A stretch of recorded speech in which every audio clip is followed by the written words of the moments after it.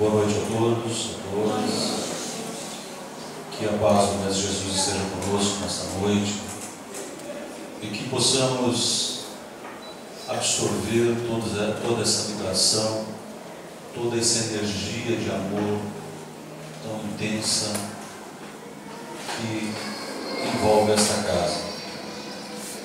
E que ao sairmos aqui possamos sair melhor que chegamos, possamos levar essa energia, essas vibrações para os nossos lares, a fim de que a nossa caminhada, a nossa jornada seja cada vez mais iluminada.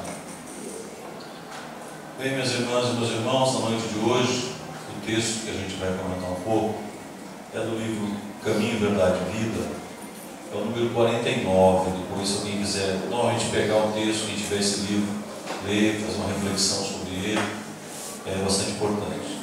Então eu vou ler o texto, depois a gente comenta um pouco. Se sabeis estas coisas, bem-aventurados sois se as fizerdes. João, capítulo 13. E o Emmanuel, então, através do Chico, dá a seguinte mensagem para a gente: entre saber e fazer existe singular diferença. Quase todos sabem, poucos fazem.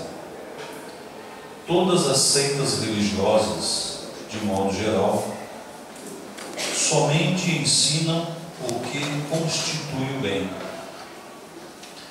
Todas possuem serventuários, crentes e propagandistas, mas os apóstolos de cada uma escasseiam cada vez mais. Há sempre vozes habilitadas a indicar os caminhos. É a palavra dos que sabem. Raras criaturas penetram valorosamente a vereda, muitas vezes em silêncio, abandonadas e incompreendidas. É o esforço supremo dos que fazem. Jesus compreendeu a indecisão dos filhos da terra e, transmitindo-lhes a palavra da verdade e da vida, fez a exemplificação máxima através de sacrifícios culminantes. A existência de uma teoria elevada envolve a necessidade de experiência e trabalho. Se a ação edificante fosse desnecessária, a mais humilde tese do bem deixaria de existir por ser inútil. João assinalou a lição do Mestre com sabedoria.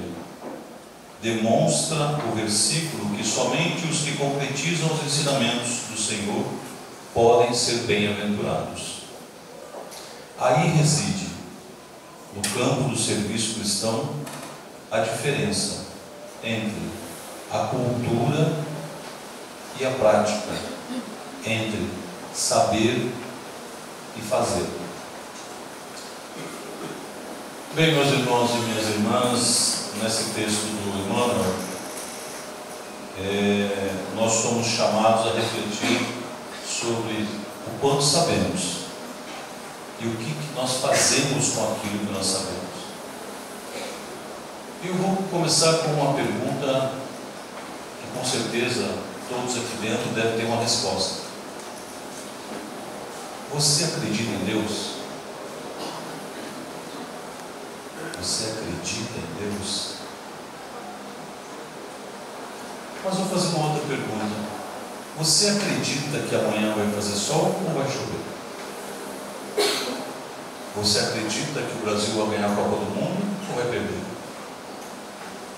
Acreditar, minhas irmãs e meus irmãos, é simplesmente dar crédito. O que nós temos é que alimentar o nosso espírito é ter fé em Deus. E a diferença, que às vezes nos confunde um pouco, é que fé vem de fidelidade, de harmonia, vem de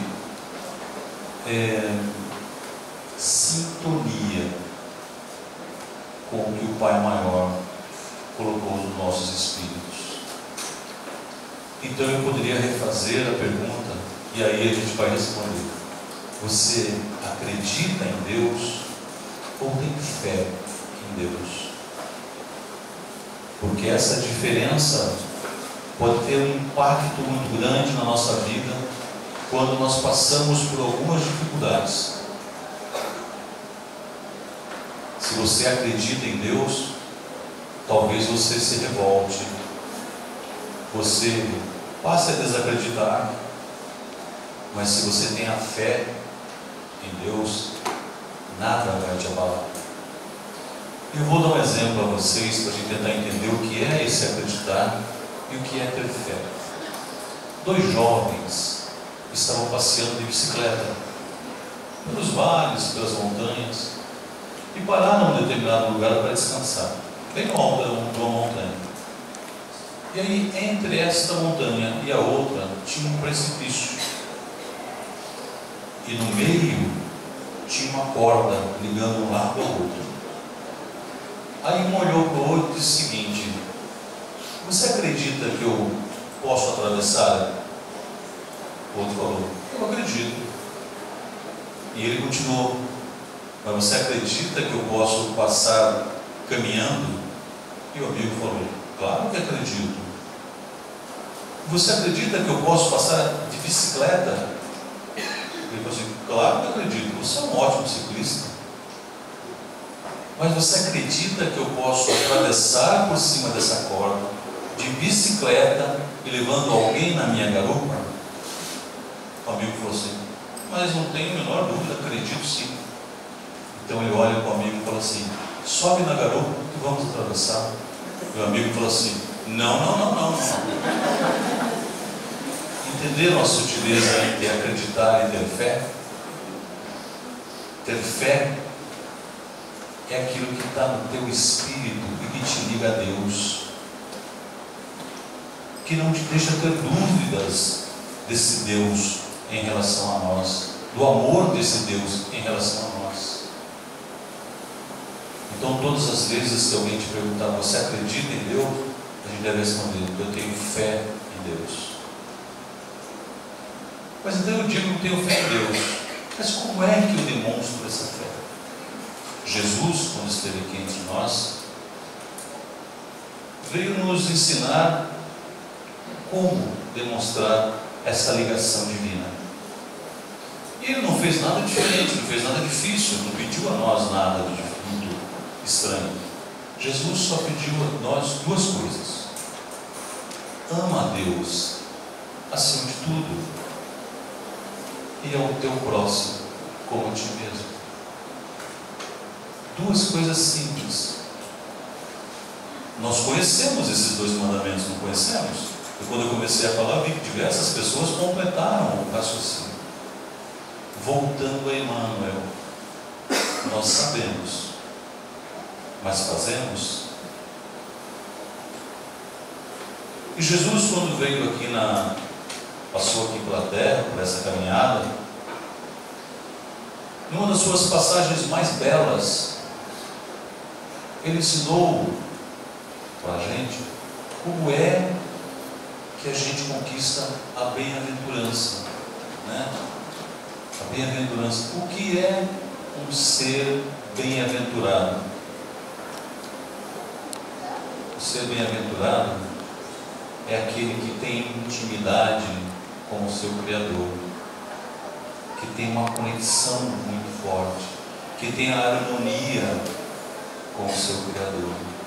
E Jesus, nas 8, quando ele fez o Sermão do Monte, ele coloca 8 bem-aventuranças, nos indicando como devemos fazer para conquistar essa harmonia, para conquistar essa sintonia com o Pai Celestial. Aqui com certeza devemos ter alguns professores e professoras, e a pedagogia diz o seguinte: a gente aprende fazendo, não é isso? A gente aprendia lá, né, na nossa época de escola, quando mandava a gente fazer contas, tabuada. Se a gente fala tabuada, algumas pessoas talvez não saibam o que quer dizer isso hoje em dia aqui, né? Mas alguns vão lembrar que tinham que, né, aprender. Como é que a gente aprendia? Repetindo, né, repetindo, fazendo contas. A gente aprende fazendo. E nós temos um exemplo de como saber. Então, se nós sabemos o que Deus quer de nós, se Jesus veio até nós e disse: ama a Deus acima de tudo, ama teu próximo como a ti mesmo. Como é que nós vamos aprender a amar? Amando, né? Como é que nós vamos aprender a perdoar? Perdoando. Como é que nós vamos aprender a consolar? Consolando. E nesse momento, algumas pessoas já devem estar pensando em oração de São Francisco. Lá está a melhor receita, a melhor orientação para que você saiba e faça. E se nesse momento você acha muito difícil amar ao próximo, né? Se para você hoje ainda é muito difícil essa questão da família universal, todos somos irmãos, Jesus está pedindo para você o seguinte: ame então o universo no qual você está inserido. Ame então os próximos que estão na sua família, os próximos que são seus amigos, os próximos que convivem com você. É dessa maneira que nós vamos acabar um dia, tenham certeza disso, tenham fé nisso, criando uma família universal. E essa criação passa necessariamente por essa nossa prática. Nós temos que praticar os sentimentos. Perdoar, é fácil perdoar? Pois é, não é fácil. Mas como é que a gente vai começar a aprender a perdoar? Perdoando, né? Ah, mas é muito difícil. Comece por uma oração em relação ao outro. Você vai ver que nos primeiros momentos, nos primeiros dias, nas primeiras orações, você talvez comece a oração e no meio dela você lembre o que o outro fez para você. Mas não desista. Jesus está ali junto com você e jamais vai te deixar abandonado. Comece de novo. E vai chegar um dia em que você vai completar uma oração dedicando uma vibração boa em relação ao outro. Mas aí alguém pode perguntar: mas Vicente, mas e o que ele sente por mim? Jesus não nos pede que a gente ensine os outros a amar. Jesus nos pede que nós aprendamos a amar. Porque principalmente nas casas espíritas se fala muito de reforma íntima, né? E reforma íntima é realmente aprender a viver os sentimentos. Mas nós sempre pensamos na reforma íntima do outro. Nós somos arquitetos maravilhosos da vida do outro, né? Sabemos dizer para o outro tudo que ele tem que reformar dentro dele, né? Como é que ele tem que decorar o espírito dele mais bonito, né? Somos ótimos decoradores da vida do outro. Mas Jesus nos pede que nós façamos isso, que nós comecemos essa busca de não só ler. O Evangelho está aí, e eu sempre digo que o Evangelho é o livro mais personalizado que eu conheço. Por quê? Se eu abrir o Evangelho, da mesma maneira que o nosso irmão abriu aqui, nossa irmã abriu aqui para o Evangelho no lar, eu abri uma passagem, você abrir na mesma, você abrir na mesma, você abrir na mesma, tenho certeza que cada um de nós vai receber aquilo de uma maneira diferente. Porque são momentos diferentes das nossas vidas, mas a mensagem está ali para vir para nós. Mas não basta, né, eu conhecer o que está escrito no Evangelho. Eu tenho que vivenciar a mensagem de Jesus. Eu tenho que viver o ensinamento do Mestre. E o ensinamento do Mestre passa por duas coisas simples: ama a Deus e ama teu próximo. Dentro disso estão todos os ensinamentos, todos os mandamentos. E recordando, a oração de São Francisco, se a gente lê cada uma daquelas frases lá da oração, a gente vai ver que ali tem um roteiro de como viver aquilo que a gente leu, aquilo que alguém disse para a gente. E quando ele diz lá, onde houver ódio, que eu leve o amor, eu vou conseguir levar o amor se eu souber amar. Em cada uma daquelas frases, a cada um de nós vai trazer um sentido, vai trazer uma reflexão para o momento em que nós estamos vivendo nesta encarnação, com as pessoas que estão convivendo conosco. E nós às vezes dizemos, por que será que Deus coloca as pessoas tão difíceis nas nossas vidas? A pergunta que eu gostaria de deixar é: o que será que os outros perguntam para Deus a respeito da gente? Será que as pessoas, nos seus momentos de oração, falam assim: Deus, por que é que você colocou um Vicente tão difícil na minha vida? Nós sempre pensamos em relação ao outro, nós queremos fazer a reforma íntima do outro, mas o texto do Emmanuel é muito claro: não basta saber, tem que viver. E quando eu aprender a viver os ensinamentos do Mestre Jesus, é aí que eu vou começar a ganhar o meu crescimento espiritual. E se nós estamos aqui nessa jornada, novamente nesse planeta, e não quero aqui, com certeza devo estar enganado, a grande maioria de nós, se estamos aqui, é porque a nossa última passagem, as nossas últimas passagens, talvez não tenham sido tão elevados assim, Talvez a gente ainda não aprendeu os 2 mandamentos de Jesus. A gente não entendeu que o Sermão do Monte é uma mensagem para o meu espírito. Como é que eu vou crescer espiritualmente? E aí então, minhas irmãs e meus irmãos, vamos buscar aqui no texto um pedaço que diz assim: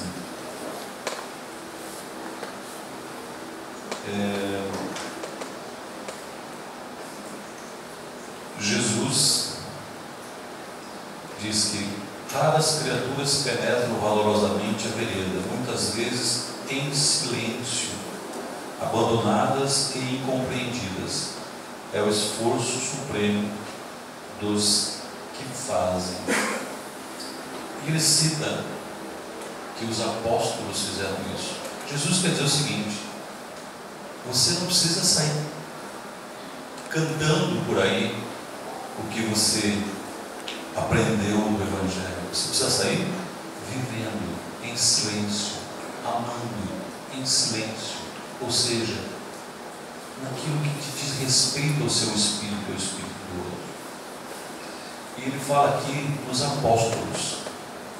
E é importante a gente distinguir uma coisa aqui. Jesus, tem uma passagem de Lucas que diz o seguinte, Lucas capítulo 6, versículo 13: ao amanhecer, Jesus chamou os seus discípulos e escolheu 12 dentre eles, aos quais deu o nome de apóstolos. Discípulos e apóstolos. Discípulo é aquele que se encanta pelo que o mestre fala, acha bonito o que o mestre fala. Discípulo é aquele que lê o Evangelho e acha que ele serve direitinho na vida do outro. E aí amanhã depois mudou algum assunto, isso aqui já não me serve mais, eu vou para apóstolo. E Jesus escolheu os 12, porque eram aqueles que podiam ir e mostrar, e exemplificar, e viver a mensagem do Mestre. Será que hoje, nesse momento, na nossa jornada, nós somos ainda discípulos, ou estamos já começando a virar apóstolos? Para cada um pensar. E Ele não está pedindo que a gente transforme o mundo inteiro. Ele está pedindo que a gente transforme aqui dentro. E a mensagem do Emmanuel me leva à seguinte reflexão: quando eu começar realmente a viver, a fazer aquilo que o Mestre espera, pode ser que eu esteja numa multidão e um dia Jesus diga: vem comigo. E é nesse momento que a gente cresceu espiritualmente. E nós estamos nessa passagem, neste momento na Terra, e a nossa irmã que estava fazendo o Evangelho no Ar até disse isso, nós não estamos aqui de férias. E aí, quando a gente já trabalhou há algum tempo com alguns grupos em casas espíritas, e a gente fala, não, aquilo que você cometer de erro, aquilo que você não fizer bem direito, você vai voltar e fazer de novo. Pode ser que alguém pense, tudo bem, como eu posso voltar nessa aqui, eu não quero trabalhar, estou aqui de férias. Não, você está aqui desperdiçando uma encarnação. André Luiz, num dos seus primeiros trabalhos no nosso lar, no plano espiritual, ele trabalhava exatamente na recepção daqueles que recém tinham desencarnados. Ele disse que o maior arrependimento do espírito é ter desperdiçado a encarnação que divinamente recebemos de Deus. Não podemos desperdiçar essa encarnação. Um dia, talvez, alguém, nosso mentor, nosso companheiro, nosso protetor, chegue até nós quando desencarnarmos e pergunte assim: você ficou na Terra por 30, 40, 50, 60, 70, 80, 90, 100 anos. Qual foi a sua obra? O que é que você deixou? O que nós vamos levar conosco são os sentimentos, aquilo que a gente adquire. O espírito tem sentimentos, é isso que a gente vai levar. O corpo a gente detém, não tem, vai ficar. E aí, então eu preciso parar um momento e perguntar: se o irmão disse que eu preciso saber e fazer, é só fazendo, praticando o que diz o Evangelho, a mensagem do Mestre Jesus, que eu vou poder chegar e dizer assim: esta é a minha obra, esta foi a minha obra. Qual será a obra que nós construímos até agora nesta jornada? Jornadas diversas que estão aqui dentro. E não é o tempo que faz uma grande obra, é a intensidade do amor que você pode dedicar a todos aqueles que fazem parte do seu universo.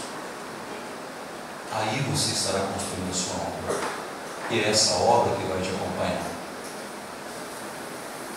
Nós com certeza convivemos em alguns momentos da nossa jornada com pessoas muito queridas, que toda vez que vem na nossa lembrança, vem uma lembrança boa, um sentimento bom em relação à pessoa, uma saudade, mas é uma saudade gostosa. Por quê? Porque essa pessoa deixou na sua vida uma obra, um sentimento construído de maneira intensa, de maneira forte, que não é a distância espiritual que faz com que essa obra se desmonte. saber e fazer. Esse é o questionamento do Emmanuel para nós. Sabemos, temos aí toda a lição, todo o ensinamento do Mestre Jesus. Fazemos? Fica então a pergunta para que a gente reflita hoje, em algum momento das nossas vidas. Qual é a minha obra? Normalmente, a grande maioria de nós faz uma reflexão nos últimos 30 segundos do dia 31 de dezembro, né? Que a gente faz aquela reflexão, faz um monte de promessas para nós mesmos, né? E aí cada um aqui sabe qual promessa que faz, né? Não vou fazer dieta, não vou fazer ginástica, não vou parar de fumar, não vou beber mais. Mas isso não dura mais do que 60 segundos, né? E não sobrevive mais depois do que a virada do ano, daquela festa toda. Nós temos que tirar, minhas irmãs e meus irmãos, um momento para falar com Deus e perguntar a Ele: Pai, qual é a minha obra? Jesus, de tudo que me ensinasse, o que é que eu estou fazendo com isso? E a gente vai evoluir, o Espírito dá saltos, a gente vai evoluir um degrauzinho de cada vez. Mas é importante que a gente tenha essa consciência, essa reflexão, e possamos buscar dentro de nós mesmos os ensinamentos que já estão colocados, para que a gente coloque na nossa obra desta jornada reencarnatória. Eu rogo a Deus e peço a Jesus que nos ilumine, que nos oriente, que nos proteja mesmo, que nos intua, para que possamos aproveitar todos os momentos que temos de convivência com aqueles que tão amorosamente o Pai colocou nos nossos caminhos. E peço a Jesus que quando partirmos para o plano espiritual, possamos deixar uma obra de sentimentos bons. Que aqueles que aqui ficarem lembrem-se da gente com uma saudade boa, uma saudade alimentada pelo amor que ficou, e não pela distância que se apresentou. E para isso, minhas irmãs e meus irmãos, nós precisamos começar a fazer, sabedores que somos do ensinamento do Mestre. Ama a Deus acima de tudo e ama a teu próximo como a ti mesmo. Que assim seja. Que Deus nos abençoe. Graças a Deus.